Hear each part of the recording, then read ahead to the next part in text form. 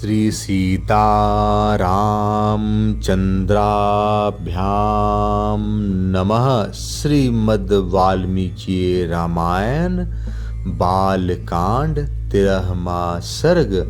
राजा का वशिष्ठ जी से यज्ञ की तैयारी के लिए अनुरोध।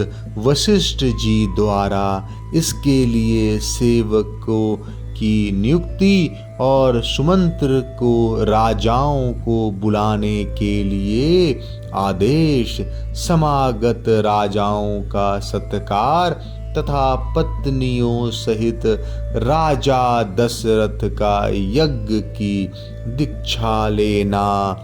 वर्तमान वसंत ऋतु के बीतने पर जब पुनः दूसरा वसंत आया तब तक 1 वर्ष का समय पूरा हो गया।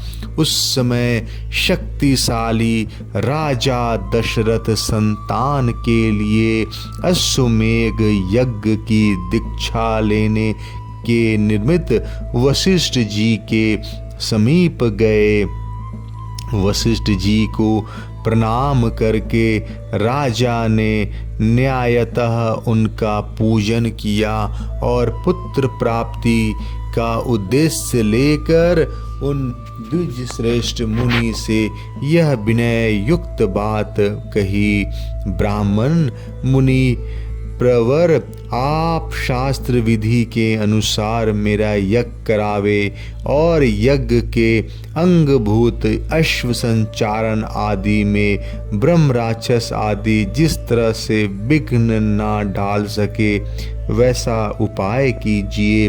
आपका मुझ पर विशेष स्नेह है। आप मेरे सुहृद, अकारण हितैषी, गुरु और परम महान है। यह जो यज्ञ का भार उपस्थित हुआ है इसको आप ही वहन कर सकते हैं। तब बहुत अच्छा कहकर विप्रवर वशिष्ठ मुनि राजा ने इस प्रकार बोले, नरेश्वर, तुमने जिसके लिए प्रार्थना की है वह सब मैं करूँगा।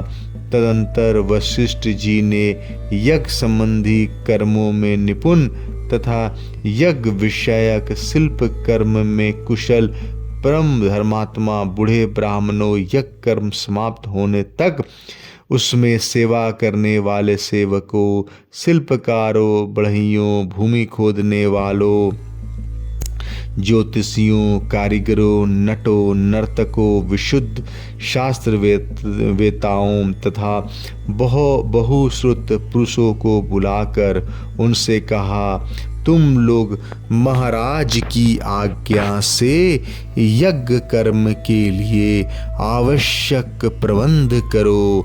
शीघ्र ही कई हजार ईंट लाई जाए। राजाओं के ठहरने के लिए उनके योग्य अन्न पान आदि अनेक उपकरणों से युक्त बहुत से महल बनाए जाएं। ब्राह्मणों के रहने के लिए भी सैकड़ों सुंदर घर बनाए जाने चाहिए।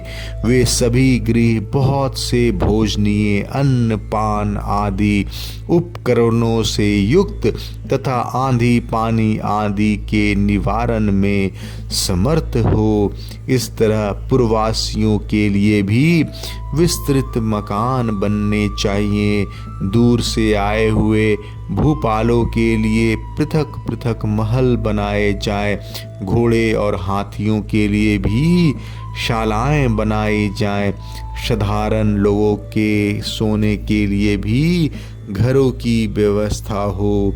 विदेशी सैनिकों के लिए भी बड़ी बड़ी छावनियाँ बननी चाहिए। जो घर बनाए जाएं उनमें खाने पीने की प्रचुर सामग्री संचित रहे।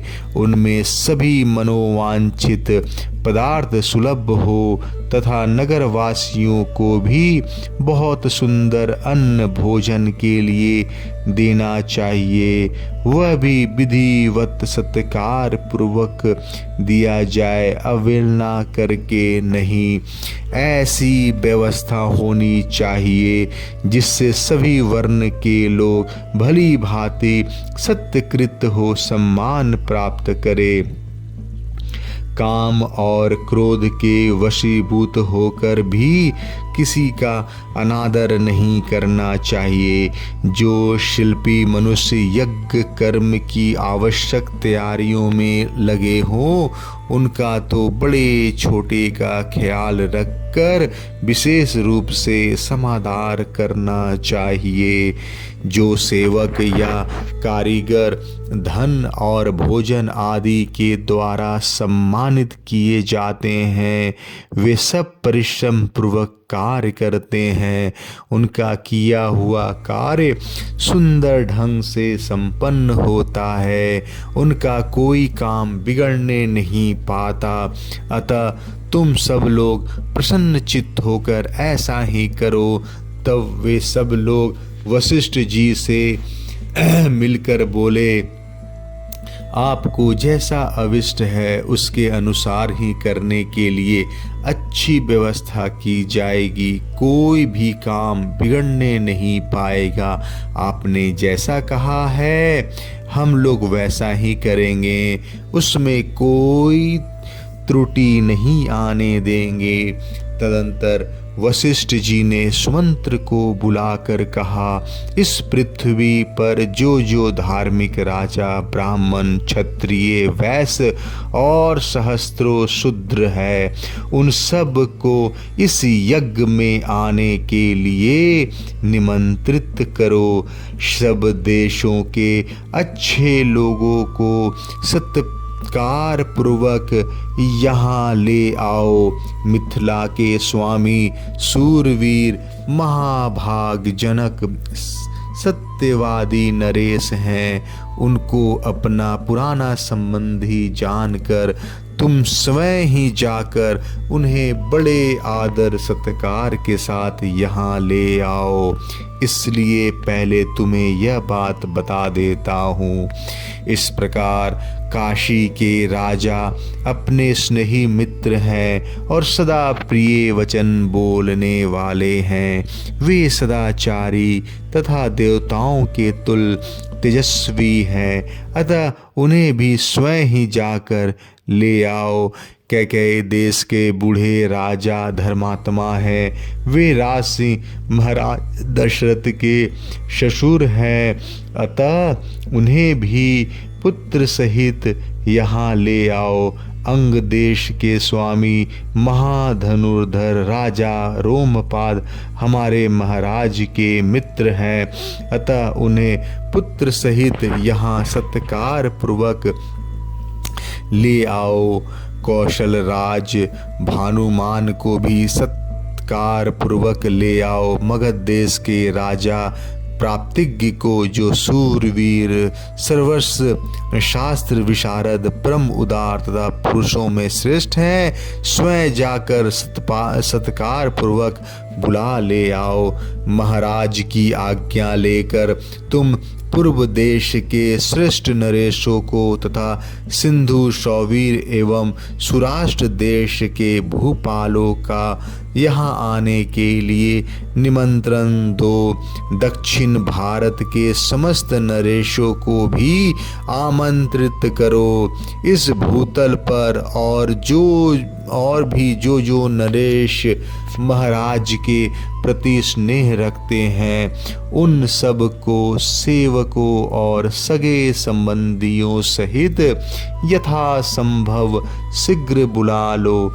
महाराज की आज्ञा से बड़भागी दूतों द्वारा इन सब के पास बुलवा भेज दो। वशिष्ठ का यह वचन सुनकर सुमंत्र ने तुरंत ही अच्छे पुरुषों को राजाओं की बुलाहट के लिए जाने का आदेश दिया।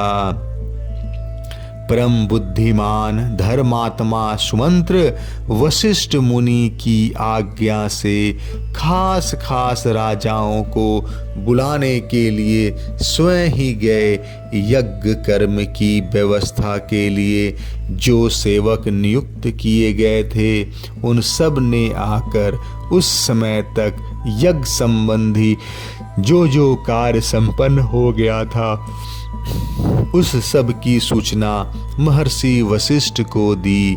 यह सुनकर वे द्विज श्रेष्ठ मुनि बड़े प्रसन्न हुए और सबसे बोले, भद्र पुरुषों, किसी को जो कुछ देना हो उसे अवहेलना या अनादर पूर्वक नहीं देना चाहिए, क्योंकि अनादर पूर्वक दिया हुआ दान दाता को नष्ट कर देता है, इसमें संशय नहीं है। तदंतर कुछ दिनों के बाद राजा लोग महाराज दशरथ के लिए बहुत से रत्नों की भेंट लेकर अयोध्या में आए। इससे वशिष्ठ जी को बड़ी प्रसन्नता हुई।